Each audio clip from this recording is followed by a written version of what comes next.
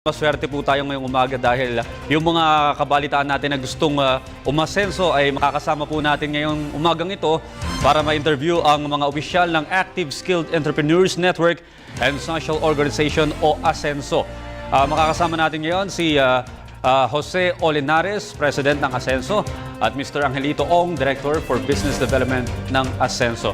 Sir, magandang umaga po sa inyo. Good morning. Good morning. Sir, ang lahat, ano po itong Asenso?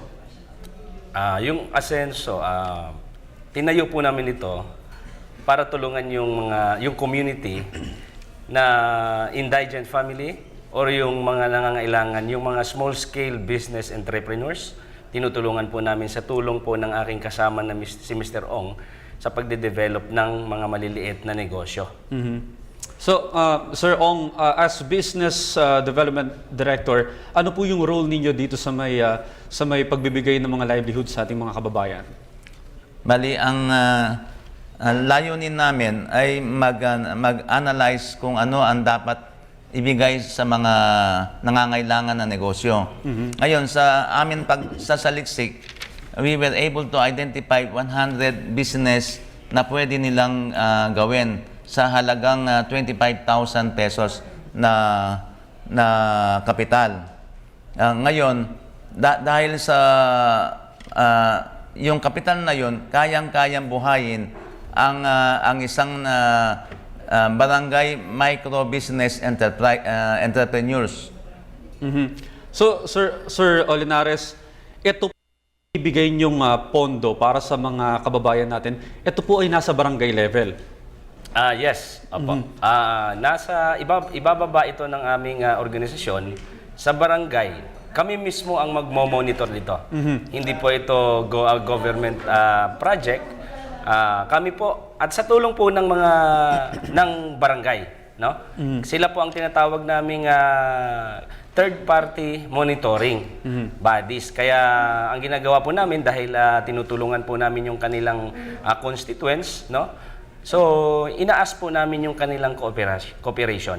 Okay. Napaka-interesante po dahil alam naman natin na marami tayong kababayan na walang pinagkakabuhayan sa ngayon, lalong-lalo na ngayong Pasko. Sir Ong, ano po ba yung requirements kung halimbawa ang isang kababayan natin walang trabaho, walang mailalabas na pera? Ano po bang requirements para maging beneficiaryo ng small business na ito? Ayon sa survey natin, meron tayong mga 11 million na walang trabaho. Ngayon, sa programa namin, ang isang gustong mag-avail ng loans o ng business assistance ay dapat maging membro ng Asenso. Ang membership namin ay 598 pesos only. Ngayon, based on this amount, iniipon namin yan para makapagbigay kami ng 25,000 business cash assistance. Ngayon, ang requirements, napakasimple. Unang-una, mag-attend ng orientation. Pangalawa, mag-attend ng training seminars. Susunod, yung character evaluation. Yung importante, yung ang kanyang karakter ay maging sapat na dahilan para makakuha ng punan sa Asenso. So, Sir Angelito, ito po ba tuturuan nyo yung mga taong maglo-loan kung saan sila dapat mag-invest ng pera? Tama. Kung ang interest nila ay food processing, mag-attend sa mga food processing na seminar na binibigay namin. Libre po ito? Libre. Halimbawa, kung interesado siya sa longganisa meat processing business, i-train namin sa kanya kung anong dapat niyang gawin. At base sa capital na binibigay namin, tugman-tugma na pwede siyang mag-operate ng isang buwan para kumita ng more or less mga 8,000 a month. Yung 8,000 a month, pwede siyang magbigay ng o kaya ibalik yung punan sa halagang 200 pesos a day. Okay. So, ibig sabihin, hindi porke ibinigay nyo yung loan, tapos na yung usapan doon, kailangan bayaran na lang kayo. Kundi, imo-monitor nyo po kung gagabayan ninyo kung nagagamit nila o kumikita sila.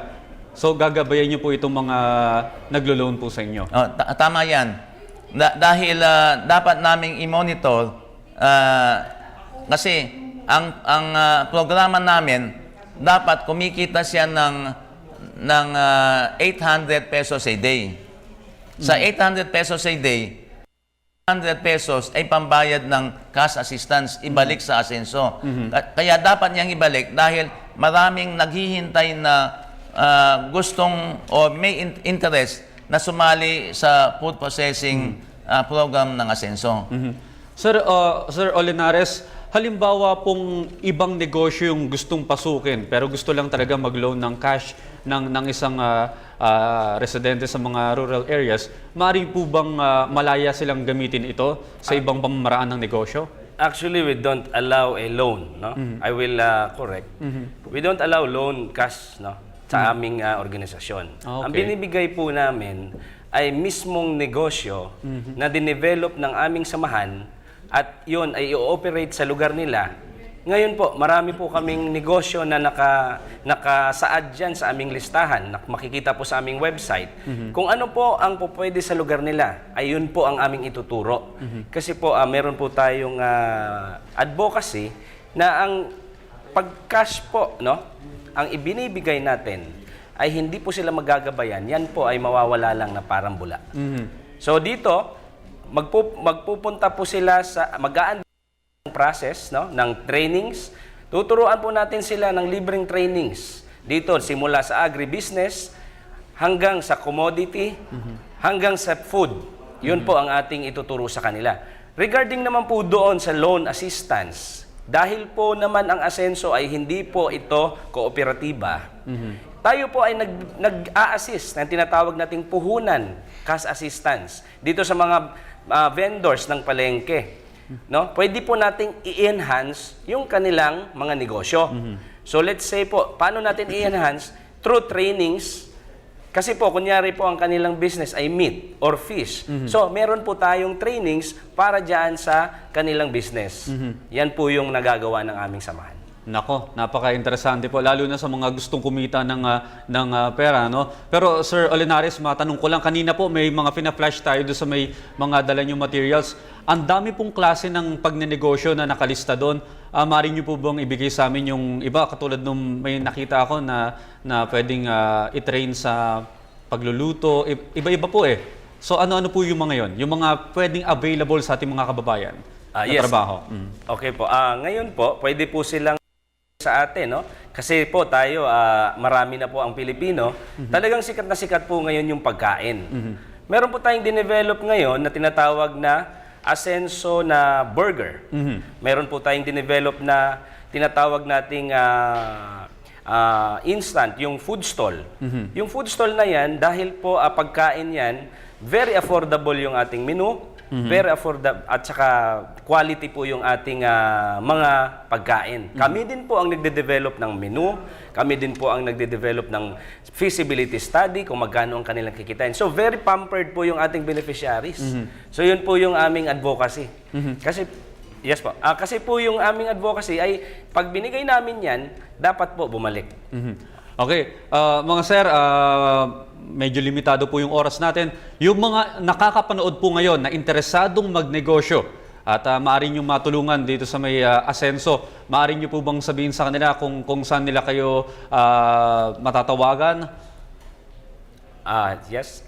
Pwede po silang tumawag sa 274-5307 or kaya mag-log on sila sa aming website na www.myasenso.com.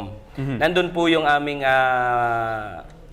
information, yung informasyon po ng Asenso, paano sila pumunta sa opisina at paano po kami kontakin. Okay, sa mga hindi po masyadong sa gamay sa internet o computer use, maaari nyo po bang banggitin na ngayon kung saan po yung opisina ninyo at kung anong oras po kayo pwedeng bisitahin doon? Okay. Ang aming opisina po ay nasa Anonas, Ang office po namin located at Anona Street, Project 2, Quezon City. In front lang po ito ng Station 9, Police Station. And then, pwede po bang banggitin po yung cellphone number? Kung pwede po, may text line po kami, 0921-592-6670. Okay, maraming salamat po. Sir Angelito Ong, Director for Business Development ng Asenso, at Asenso President Mr. Jose Olinares. At sana po maraming matulungan pa tayong mga kababayan na walang trabaho ngayon na makapagsimula ng maliit na negosyo.